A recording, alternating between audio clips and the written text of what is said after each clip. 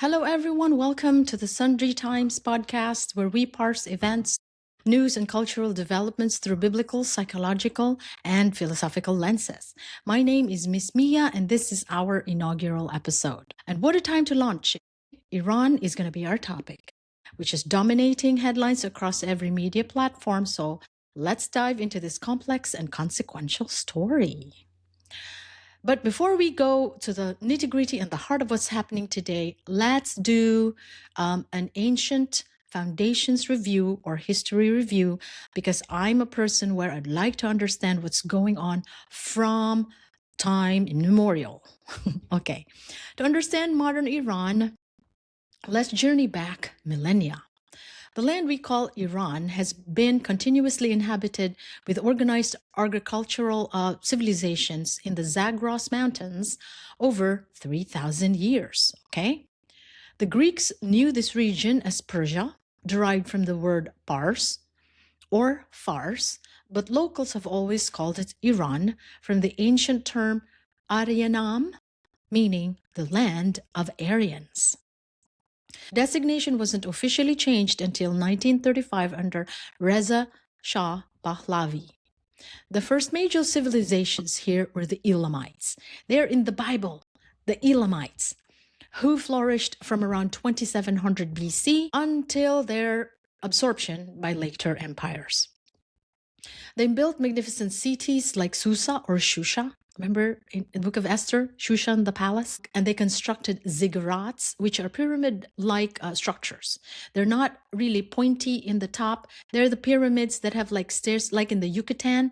Nevertheless, they're pyramids. And they built that. They had a very developed civilization even then.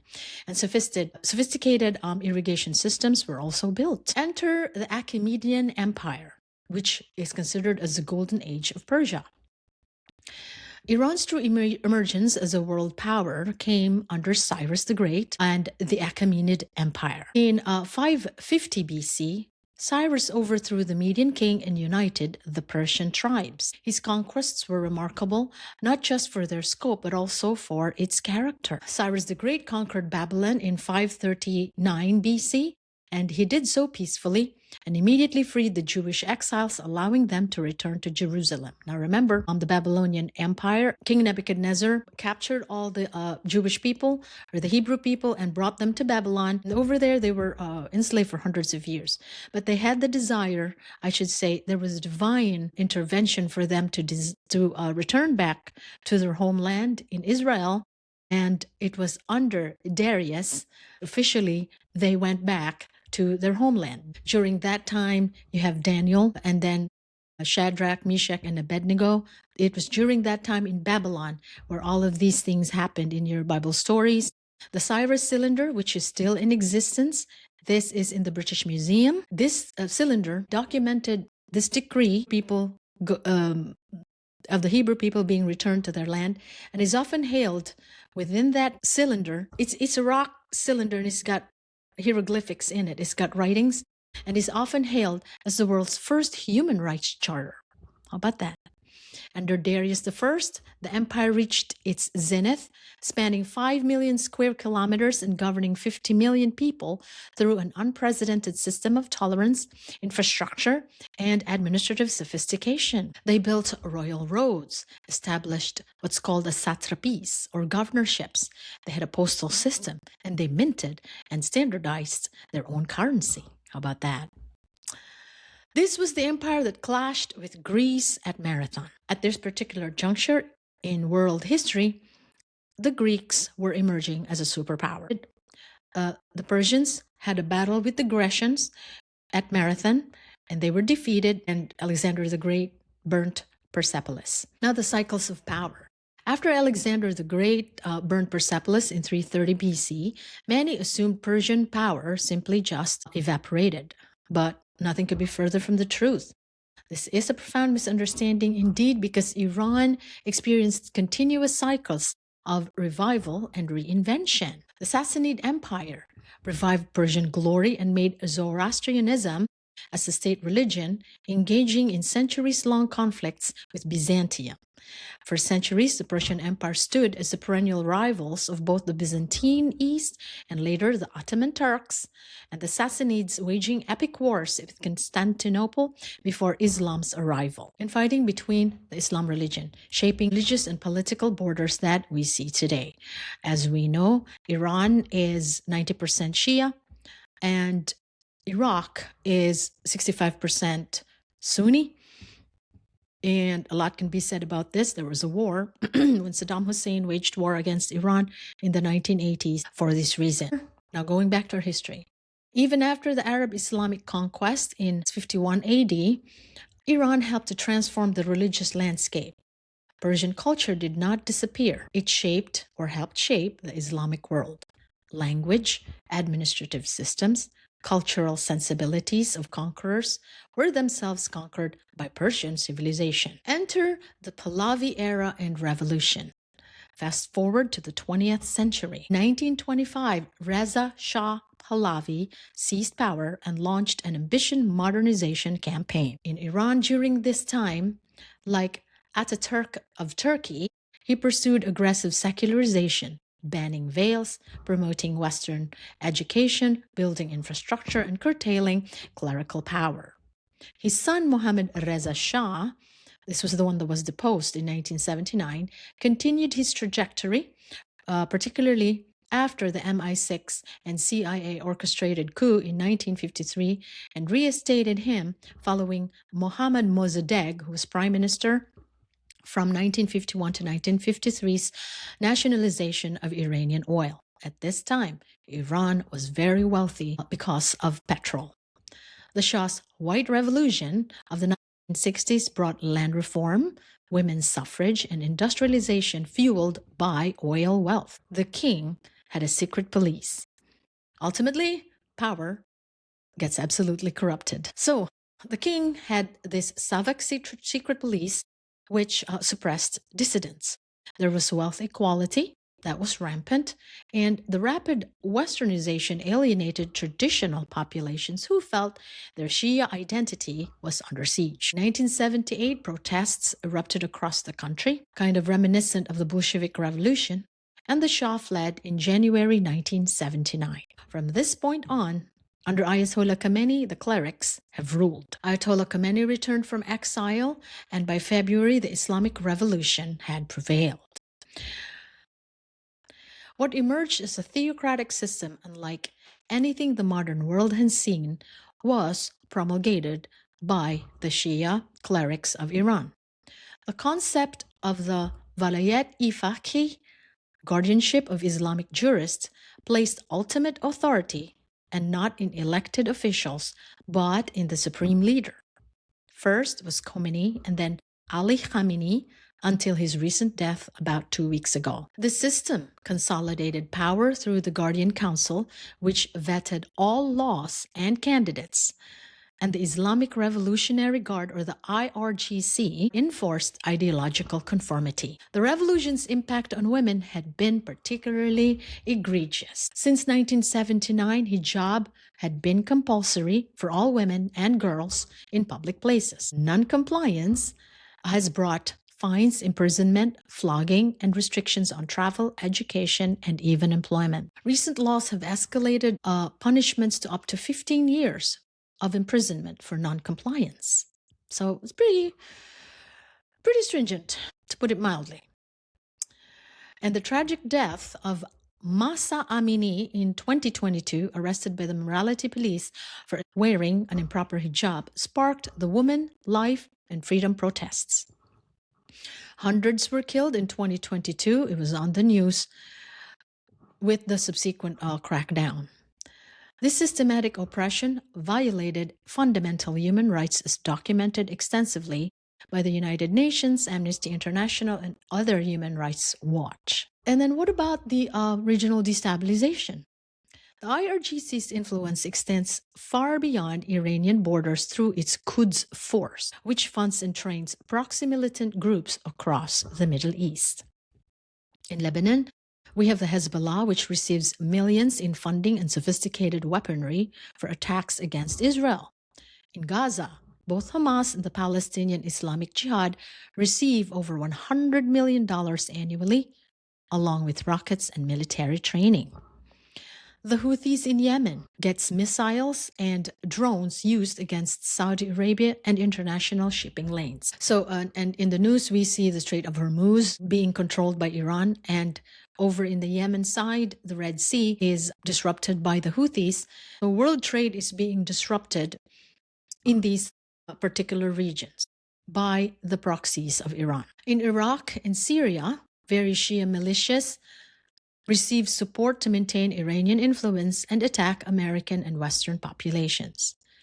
Now, this network of proxies has made Iran a primary state sponsor of terrorism in the region, according to the U.S. State Department delegations, as well as other NATO alliances. By the way, including the Saudis acknowledge this as well, and other UAE nations. The nuclear question. Perhaps no issue has been more contentious than Iran's nuclear program.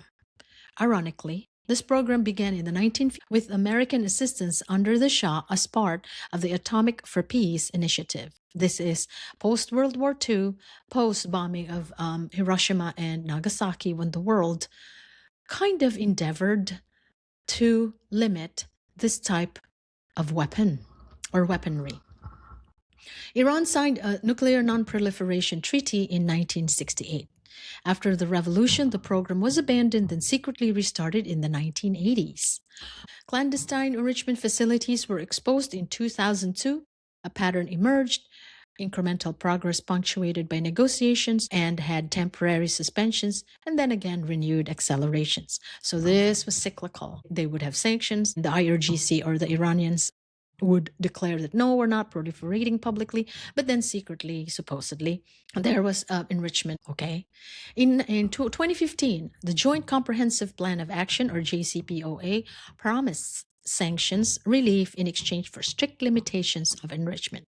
And we know that in 2018, the Trump administration withdrew and renewed sanctions, prompting Iran to breach those limits.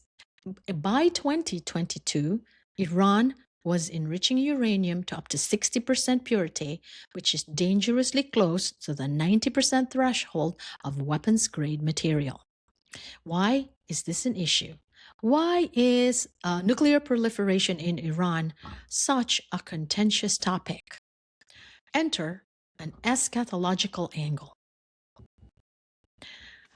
Eschatology, by the way, just simply means the study of the end times. Okay. Understanding Iran's decision-making requires grasping what's known as the 12th Shia eschatology. Central to this theology is the Mahdi, or the 12th Imam, or the arrival or the unveiling of the 12th Imam. His name is Muhammad al-Mahdi, supposedly born in 869 AD. Believers hold that he entered occultation in 874 AD and remains alive, concealed by their God, Allah. According to tradition, he will return at the end times alongside Jesus Christ, my Messiah, to establish justice and defeat evil forces like the Dajjal, or commonly known as the Antichrist in the Christian belief. The Hadiths describe prerequisite signs such as widespread chaos, devastating wars, moral decay, famines, and tyrannical rulers. Among the Iranian hardliners, there's been a recurring rhetoric suggesting that creating apocalyptic conditions might hasten the Mahdi's return. Hence, the efforts to create turmoil and wars and the likes via proxy terror groups. Now, I will just caveat this by saying that not all Muslims believe this, okay? Now, this eschatological framework has undeniably influenced hardline Iranian foreign policies of the mullahs and the regime's tolerance for regional destabilization and international confrontation. Now comes the current crisis. The situation reached its breaking point in late December 2025. Massive nationwide protests erupted over economic collapse in Iran, hyperinflation, currency crisis, grinding poverty, and human rights abuses. What began as economic grievance escalated to explicit calls for a regime change internally. The government's response was ferocious. On January 18 and 19, 2026 alone, security forces killed thousands. Human Rights Watches estimates the toll from between 7,000 to 36,000 having been killed due to the protests. Unquestionably, tens of thousands were arrested or have been arrested. Internet blackouts prevented documentation and dissemination of information by the citizens. Then came the military strikes in February 26, 2026 by US and Israeli forces targeting nuclear facilities. The war has suppressed further protests with security forces warning of shoot-to-kill orders for any dissident during this particular time. So that is the quandary that we have right now in Iran, where at this point, there is still turmoil inside. US and Israeli forces are targeting the hardliners of the IRGC, mullahs and leaders, hoping to prompt a regime change internally versus being enforced by Western powers. At this particular juncture, Iranians would like the Crown Prince Reza Pahlavi to come over to Iran or to go over to Iran and establish a transitionary government until they're able to have free elections so that the people of Iran themselves will choose or will be able to choose the direction in which their country will go. Okay, now my closing summation. I really do not have strong feelings either or against the war or for the war. I just understand because there are factions here in America where the America First or the America Only movement vehemently disagrees with the intervention that the US government is doing over there in Iran right now or in that region. Their premise is non-intervention arguments, I understand that, to not dispense any kind of funds to other nations, but only rather concentrate on US internal affair. There's always chaos everywhere. Really, it's also already the sign of the times. So it might not be totally a negative if the IRGC is replaced by something that's more moderate, and most definitely one that will not enforce their laws to the point of death to women and their own citizens. So I see that. Now, we may have a lot of people that are already opining at the back end and not knowing the history or not knowing the intricacies of how things become, whether they have strong opinions about it or not, that's not my problem to adjudicate. I'm just trying to elucidate what's happening in my own little way. This is my attempt to help educate whoever is able to listen to this podcast. It doesn't matter who you are. So there you go. We've got our history, my own summation. Current war in Iran. Welcome to our next segment for the Sundry Times, where we ask a preacher so that we can get another perspective, particularly biblically. Okay, so we've been talking about Iran. I've laid out the history of Iran, brief history. Guest today is Preacher Tony, as we shall call him fondly. Persia is very much, shall we say, a power player in the Bible, particularly in the book of Second Chronicles and the book of Ezra in the rebuilding of the temple. And I am one of the people that believe that because that everything that's happening in the world is, shall we say, runs around, the wheel turns around it. The events, the discoveries, everything that's happening right now. Sure. Even events that we think are not necessarily connected directly or ostensibly to the Bible. I believe that it's the shall we say, the prime mover of the world events. Mhm. Even the seasons, Mhm. rather than the weather, are still because of what's happening or what is laid out in the Bible. So can you please tell us, Preacher Tony, what the significance of Iran or Persia in the Bible? This is in the past first. Let's discuss history first about it. Okay, well, first of all, it was the Babylonian Empire that conquered the Medo-Persian Empire, not the other way around. Yes, the Medo-Persians, the Persia or the Persian people, they go back pretty far in history. They go back about 3,000 years. So there's a long period of development before they were even part of the Medo-Persian Empire and so forth. But yes, biblically we read about them. They are significant. The book of Daniel, for example, they are significant. The whole book of Esther, of course, Queen Esther, who was her Hebrew name was Hadassah.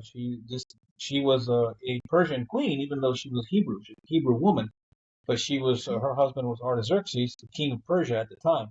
So they have played a significant history in the past. We see them in the scripture and in the prophets and in some of the history books, like you mentioned, Chronicles. Oh, okay, cool. Now, can you please tell us about King Cyrus, because he is instrumental in the history of the Hebrews, So Cyrus was in the prophesying rebuild. in Isaiah that he would be the one that would give the decree, put out the decree for the Jews to go back and rebuild the temple. He had there's a lot to it. There's a lot more than what we would have time to explain here, but there's a lot to it. Cyrus actually was the one that made the decree, the initial decree to rebuild the temple, which Daniel speaks of, referencing that prophecy in Isaiah. And Daniel speaks of it as a pinpoint in time, that from that decree, and he gives a certain amount of time for the Messiah to come. And so Cyrus, historically speaking, Cyrus is actually a very significant figure as well. He implemented some history changing policies in the empire. Everything from financial policies to governance policies, not quite a constitution, but a certain kind of set of laws that were modeled, many other nations had modeled themselves afterwards and so forth. And Cyrus is a significant figure to the Jews. He is kind of a hero, if you will, in ancient times for being a Gentile because he implemented that decree, as I said earlier. And so what's really interesting about that is, if you remember from President Trump's first term, when he moved the recognized Jerusalem as the capital, the correct and historical capital of Israel, and he moved the U.S. embassy to Jerusalem, they were so happy, the Jews were, Israel was, and they even made a commemorative coin that had President Trump's figure on one side and Cyrus on the other. And that was because they said he was the Cyrus of modern times, issuing that decree to recognize Jerusalem. So that's they've been historically significant, and that it does kind of play into today. So that's who Cyrus was. Of course, there's some other characters in there that we can look at, but even to this day, some things that were done, 2,500 years ago, are still significant today because all of prophecy revolves around or is centered in Israel. Like you said, Israel is the prophecy clock. A lot of people here in America, we every time something significant happens in America, Christians are quick to say, "Oh, the Lord's coming again soon, and the end of the world's coming soon because look what's happening here." But really, it's not us; it's Israel. And so, things that are happening in the Middle East are very significant to prophecy for the fact that Israel, in particular, is the centerpiece. So, can you still hear me, by the way? Yes. Okay. So the significance of Iran or Persia in the Bible in the past is predominantly because of Cyrus conquering the Babylonian Empire, and then No. No. It was the Babylonians that conquered Medo-Persia. I thought it was Babylonians, then the Medo-Persian empires, No, and I'm then the sorry. Greeks. You're correct. Correct. Forgive me. I'm thinking of Jerusalem. I keep because see that's I'm so Okay. muscle memory in my mind. You're correct. It was because I'm thinking about the conquering of Jerusalem. Yes, the Babylonian Empire conquered Jerusalem, and then the Medo-Persians conquered during the time of King Belshazzar of Babylon. Yes, and then the Greek Empire came into play after that. So you're right. Forgive me. But but all of this is all centers on Jerusalem. So every time Yes. the reason why they are significant historically is because they all connect to Jerusalem. And the whole point of the conquering of Jerusalem and the people of Israel going into captivity, Jerusalem and the southern kingdom of Judah, is because of God's judgment on them because they had forsaken God's law and the kings had forsaken God's law and so forth. But yes, that's why Cyrus, I keep saying that was conquered by Babylon. The Babylonian Empire was conquered by actually Darius, and then Cyrus is the significant figure on that side, and then after that comes Alexander the Great and the Greek Empire and so forth. Okay, thanks for the clarification. So now presently, let's just come to presently.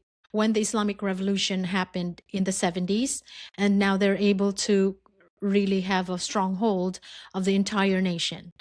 From Prince Reza Pahlavi,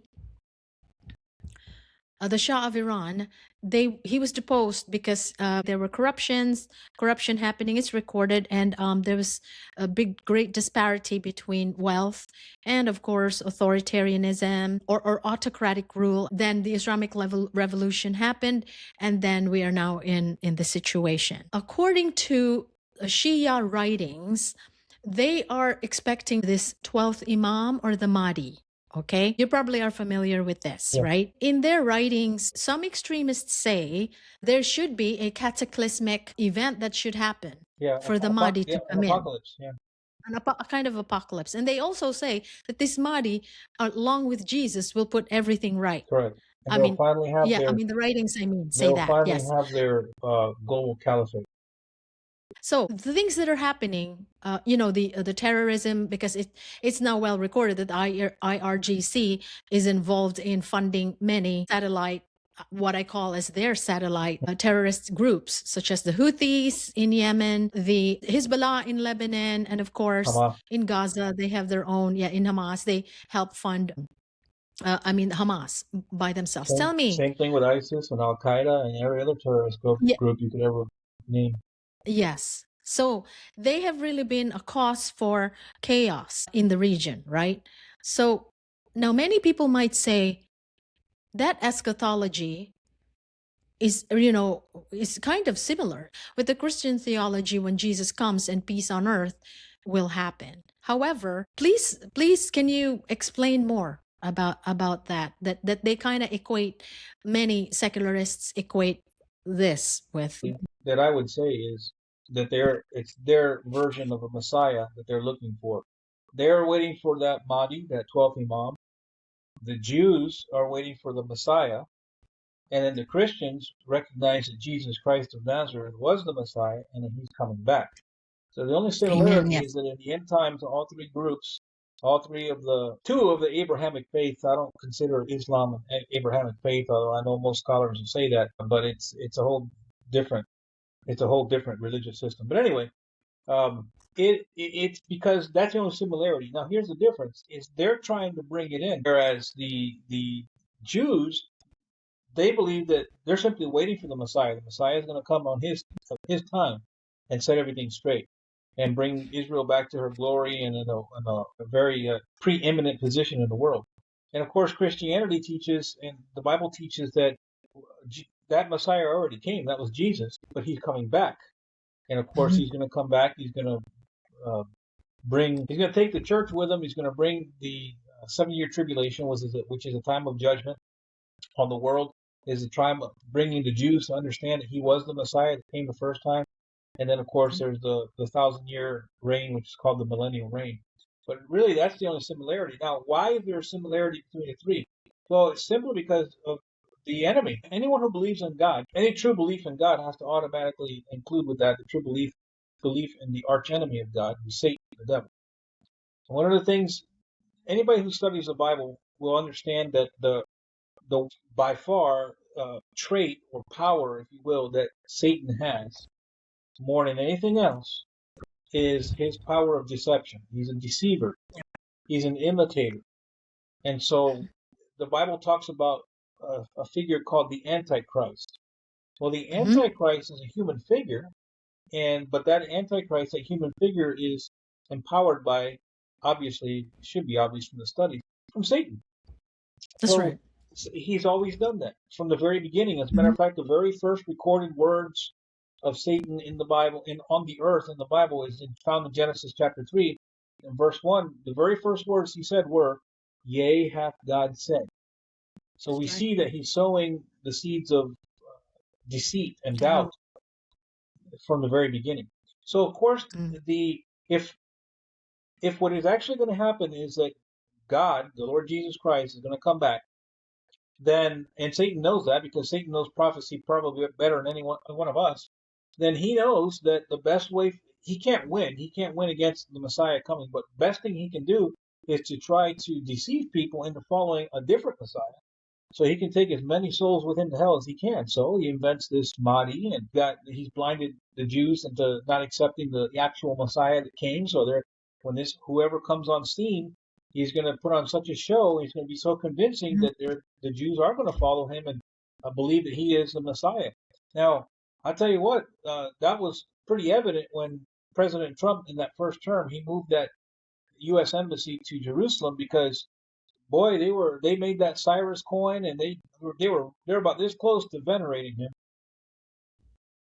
him. Yeah, sadly, there should be, but it's okay. God will take care of it. Even if at this point they're not accepting the Messiah yet, I'm sure a redemption for the whole nation will come. And as it is written anyway. By the way, I just wanted to mention that the first the book where Cyrus, or there's a mention of, or the country of Persia, is in Second Chronicles 36:23, right, Pastor?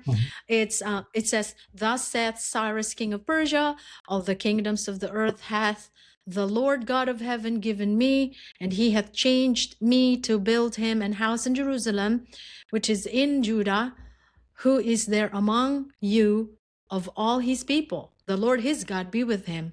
Let him go up." So how ironic that Cyrus, in those early iterations of Persia, was friendly and supportive and even succoring of Iran. But today they attack it, or they have proxies to attack it. Well, you have to So, remember okay, that's not the Iranian people; it's the that's regime. right. Sorry. Yes, it's IRGC, or those Islamic extremists Oh, there. You're right. mhm. So, hey, I want to delve into something that's interesting, if it's okay with you. Let's talk about the future, Gog and Magog. Based No, on your studies, no, just yeah, briefly if yeah, you yeah. can. Briefly if you can. So No, it's just very we all know interesting. Russia is aligned with Iran. China as well is aligned with Iran, even in this conflict. Always have been. As a matter of fact, there are reports that Russia is arming the IRGC with all of Oh these. yeah, they've been actively giving Yeah, them intelligence, but that's not yes, really real. That's not new news. yes. Anyway, can you? Why is there an alliance? Why is there a closeness between the two? And can you, or would you be able to tell us about that vis-a-vis Gog and Magog? Well, so there's a lot to that too. I mean, you could go to YouTube and you could look up 100 different videos on Gog and Magog, and you'll have 100 different. You'll have probably have a lot of similarities, but you'll have 100 different takes on it. In one aspect or another. First, I'm sorry to interrupt, preacher. What is Gog and Magog for But those that really yeah, have just heard it for the first time? I'm getting to that. So again, if you go and you look up all these videos, you'll find different teachings or different ideas as to who they are and what all that is. I'm going to tell you out right now that there's several places in the scripture where these table of nations are given: Gog, Magog, Tubal, Peshach, Put. There's a whole bunch of them.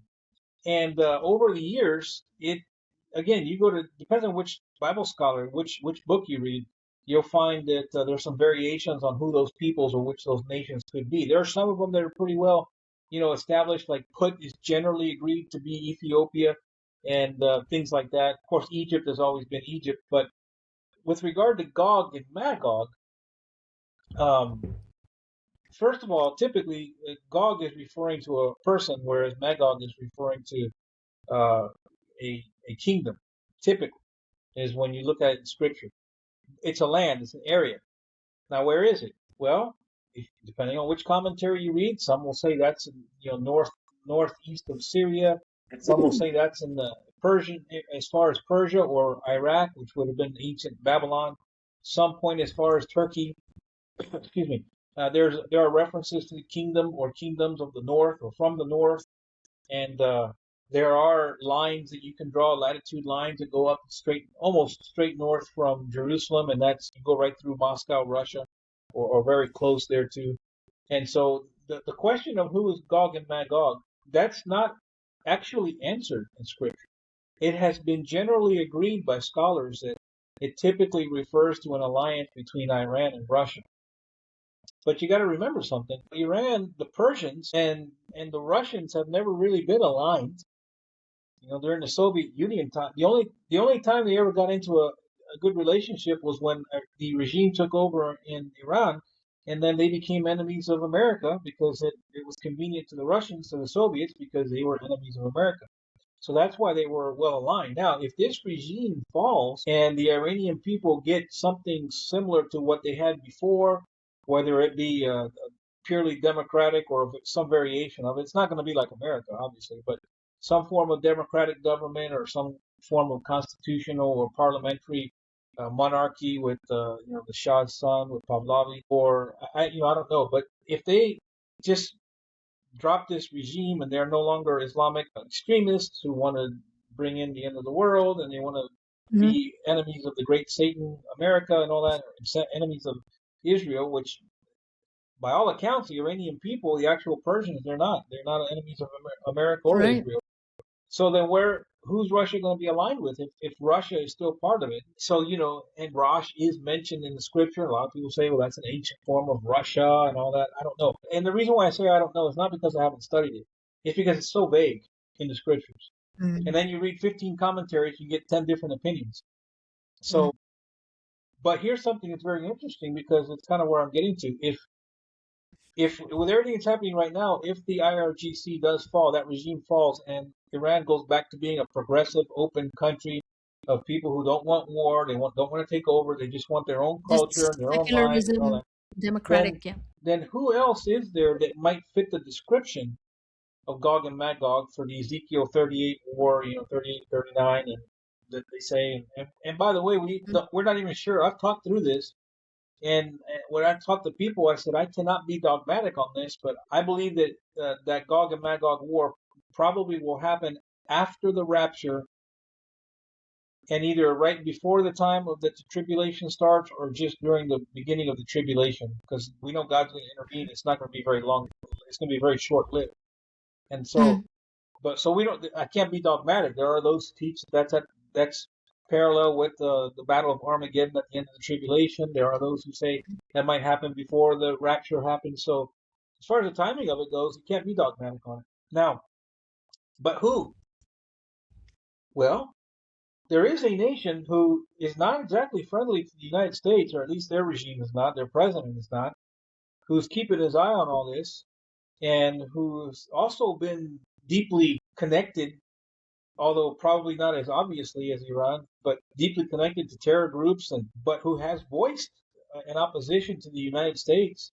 And it's Mhm. interesting because it so happens to be a NATO country, and I'm talking about Turkey, Erdogan and Turkey. Erdogan, for Mhm. being a NATO nation, pretty friendly with Russia, not a fan of Israel, not a No. big fan of And he America, wouldn't be because he is Muslim, so yeah. and then just prophetically, Turkey is the modern day place where the seven churches of Revelation, all of them were in Turkey. Hmm. And Yes, so, yes, they yeah, are. and so, not that the churches are there for revelation, for the tribulation or anything like that, but Turkey is a prophetically significant place too. It's entirely possible that instead of being an alliance between Iran and Russia, it could be an alliance Mm. between Turkey and Russia. If you take that latitude line that I was telling you about, or Yeah. longitude line, and you trace straight up from Jerusalem, straight north, it goes right through Ankara, Turkey. So Ankara. Mhm. so Wow. it right through the middle of Okay. Turkey. Oh, okay. Because for the longest time, I have believed that it would be an alliance between Russia and Iran. Well, Was that's going to because of be the Gog regime and In Magog. Iran. And again, for years we've been listening to the teachings of that, and we kind of take it for granted. But our authority for faith and practice is not the teachings of people; it's the Bible. When you look That's into the right. Hmm. Bible, it doesn't say Turkey, but it doesn't say Iran or Persia. It gives whole different names: Gog, Magog, Tubal, That's Rosh, true. Put, and so Yes. forth. It does not give you a boundary, for example. It doesn't give you a nation with boundaries that Yeah. we would recognize on a map today. It gives you really peoples and kingdoms that Hmm. for Yeah. centuries in the ancient past have had somewhat fluid boundaries. And that's Mm. the Yeah. thing But is that these nations and their boundaries have been somewhat fluid, whereas with Israel, the boundaries of Israel have never biblically been fluid because, in fact, the uh, the commandments in the Bible is remove not the ancient landmark. And that's actually That's right. referring to boundaries. It's not referring to landmarks like Mm-hmm. a rock sitting over there. It's Mm-hmm. referring to boundaries. Yes. What I mean by that is only because, for example, like in your table of nations, expository there, for example, geographically, that Gog and Magog in relation to Armageddon and who's going to be there in that war, geographically, Russia and or Iran and or Turkey, or at least that area there is referenced Mm-hmm. as well in the Bible. Now, whether it's the iteration of the Russians today or maybe in the future, because yes, everything's dynamic, it's ever changing, it's fluid, but so we never know. But it's in that vicinity Well, more or let less. me give you something else prophetically. Because a lot of the prophecy we talk about the future and prophecy. You have to remember something that none of this is new. It all started all the way back in the beginning of the Bible. Of So course, yes. this is another thing that a lot of people don't think of, because when you think of Russia and Iran and the Iranian, Mhm. people think of Muslims, that the Muslim extremists. When you think of a Mhm. Muslim, what race of people do you typically think of? Middle Eastern. The Arabs, right? Okay, Yes, Arabs, Middle Eastern. Well, Arabs are descendants of Shem. Talking about the table of as nations, well. Yes. right? Mhm. Okay, but did you know that Gog and Magog are not descendants of Shem? They're descendants of Japheth. That's Oh, generally yes. considered the Yes. white people, which Persians are. Mhm. Persians are not Arabs. No. They're Yeah. fair-skinned people. They're white. They're descendants of They are, Japheth. because Iran comes from the word Aryan. Right. So Yes, and so that mhm. gives us a hint that it may be that. But what about the people in Turkey? Turkey has always been intimately connected or tightly connected with the Greco people, and Yes, yes, those are Japhethites. They're all Japhethites. they're all Japan, and it's a melting pot there too, Right. because isn't it? Because that's Asia Minor in the Bible, and so there are Greeks, and there would be Turks. There's Kurds as well. So yeah, Yeah. and most of them are Japhethites. They Right. wouldn't be Shemites. So yeah, okay, all right. I was thinking that the descendants of Ham would be the ones that are would be, but then again, yeah, Japhethites, because a lot of them are really like the Scythians, which would be the Russians today, Right. are very, shall we say, developed. They're very Mhm. well in terms of arms, in terms of industrialization, and so forth. Okay, so preacher, I'm not gonna hold you much longer. I just wanted to have some kind of a perspective in terms of Iran and what's going on right now.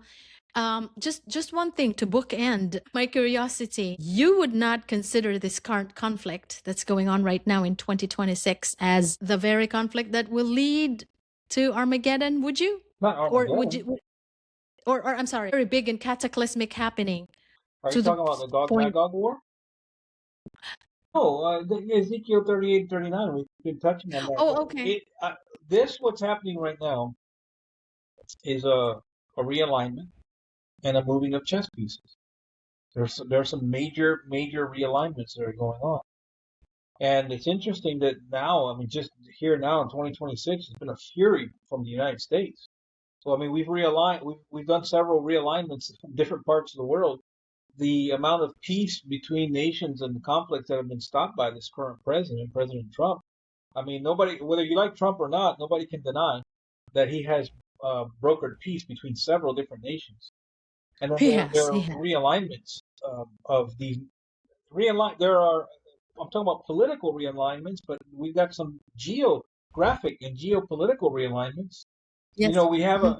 it's almost like in one day there was realignment between the United States and Venezuela because of the taking out of Mhm. Maduro, and many of us were surprised when he left the regime in there.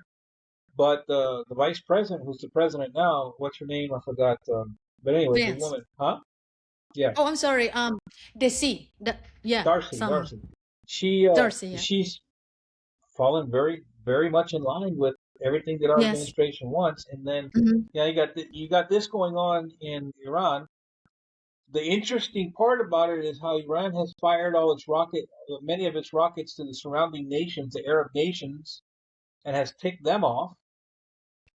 And it has achieved exactly the opposite of what the IRGC thought was going to happen. They thought it was going to escalate it to the point where everybody would Mm. get mad at the United States. But as a matter of fact, what happened is those Arab Mm. nations lined up with the United Yes. States, Yes. Because The remember, anti-Trumpians. what they're looking at now is prosperity. The IRGC and that ilk of Muslims, they wanted to go back in time and live in caves and all that. But the Arab countries have gotten a taste of wealth, and they want to go forward. And that also has Yes, a lot to do yes. with I prophecy, never. the merchants of the That's correct. well, Well, in my lifetime, I never thought it would happen. I'm sorry to interrupt.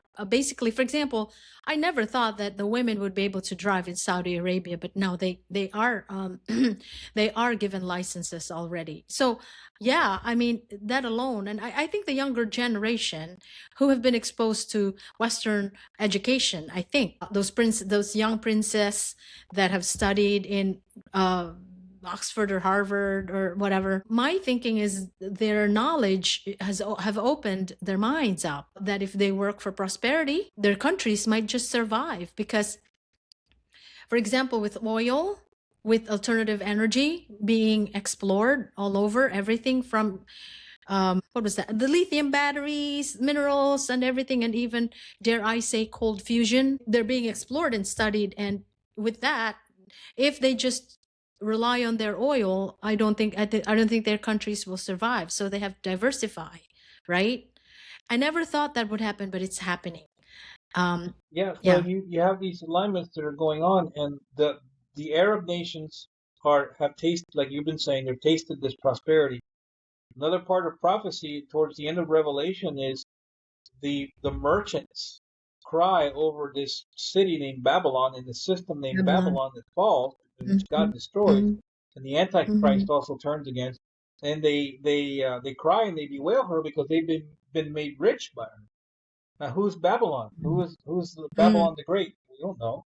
There are people say it's America. Other people say it's different. I don't know who it is, but right now it seems to be America that's facilitating all this to help make these nations wealthy Yeah. and great. Now, listen to this. I don't know if you heard just this morning. It was this morning or last night late. President Trump in the Oval Office had the majority of Latin American heads of state in the Oval Office, and he signed a Wow. this new agreement called the Shield of the Americas, and it's an alliance to fight the drug Wow. cartels. Wow. Wow. So, I so hear now that. Yes, you also have in prophecy this 10 federations of nations and so forth that that's right. so there, I mean, all these things are realignments that are the chess pieces are moving and things are aligning, Mhm. realigning in place and moving into place for the end time. God is about to wrap all this stuff up. I don't think we have Yes. 50 years of history in this epic left. Oh, wow. You think so? Okay. So, anyway, what I was just thinking is because a lot of the people who just comment at the back end, or just watch their news reports in the mainstream media and whatever fear mongering is happening there. And then they take that and then the 8-minute commentary by their op-ed, that's what they'll go by, as opposed to there's a genesis of everything that's happening. And one must, if they really want to understand fully, look at history and, Oh yeah. chronologically, why is this happening? Where does it end? Right. Where did you go? So, no, I think to show us, Pastor, you have become a published Oh my. writer. Oh my. Hooray! Even available in Amazon. Yes, uh, you had mentioned something about history. You want people to know history and stuff. So yes. yes, I have a Hmm. book that just came out. It's called A Brief History of Baptists in the United States, and it's not a very Yeah. big book, but what's interesting about this one is it has a focus on certain deviations from Bible doctrines. There are a lot of people that want to know, well, what is it about these different churches, and why are there so many different denominations, and why are all these different kinds of sects of Christianity? So that covers a lot of it, and it goes into because there are different kind of Baptists too. I'm a Baptist, and so why are there so many different kinds of Baptists? And so that book kind of chronicles the history of Baptists in the United States, pretty much from the Hmm. colonial period, 1700s and forward, and then Yes. where all the deviations go and things like that. It is available on Amazon, BarnesandNobles.com, several of the different bookstores. You just do a search for Brief History of Hmm. Baptists, and you see the black cover with the little church house and the American flag. Thank you. Mhm. Yes, very proud of you. Thank you so much for sharing that with us. I'm interested. I already have a copy, and I'm going to be buying copies for other people as well. And anyway, thank you so much for your time, Thank you. preacher. And sorry for the technical difficulties. I hope we iron those out. I Yeah. myself, I'm a Luddite to a point. I like doing this podcasting because everybody says, okay, there's a lot of misinformation, and then they spread misinformation anyway. But I just would like to be clear. I'm interested in discussing events that happen so that maybe people can be more educated and not be frightened and be more expectant as well as circumspect and have wisdom as to perhaps why these things are happening. Even if seemingly it's something that does not necessarily relate to the Bible, everything will, because nothing is new under the sun, right? Book of Correct. Ecclesiastes. Preacher, thank you very much for joining us. With that, we're gonna say good night. This is our maiden podcast, by the way, and I hope I don't screw it up. So, preacher, thank you so much for spending time with us. Thank you for making time. We You're appreciate welcome. ya. Thank you. So, okay. Okay, guys. So there you have it. We had Preacher Tony in our second segment of our podcast. I hope you liked what we discussed today. Listen, we don't want to be very grandiose here. Just wanted to be myself. I'm learning every day. And I just wanted to start this one to see if we can help disseminate helpful information, assist you in allaying if you have some kind of trepidations and fears about what's happening in the world. The Sundry Times can parse this information and give us a more understanding about it, and not just outrageousness that's out there, which is what I guess sells in the world. But let's not be scared. Do not be troubled. Okay, there's Jesus Christ who. If you don't know him, if you don't even know that there was a person named Jesus Christ, he is the Messiah that came to save our souls back there in Calvary. Just believe in him. If you have him in your heart and you give your soul and your spirit and your life to him, all of these things, the crimes, the chaos, the conflicts, geopolitical conflicts, personalities that you don't like that are rising up, the hatred that's being propagated everywhere, they don't be worried with them. You have Jesus, and if you want to have somebody that will really succor you and carry you through all of these, do not be apprehensive. Fear not, like what the Lord himself said. Okay? Well, that's all we have for now. And until next time. All right. And with this, I say this is the Sundry Times, a podcast show where we parse news, events, as well as cultural anecdotes with a biblical, psychological, or even philosophical perspective. Okay. My name is Miss Mia, and ta ta.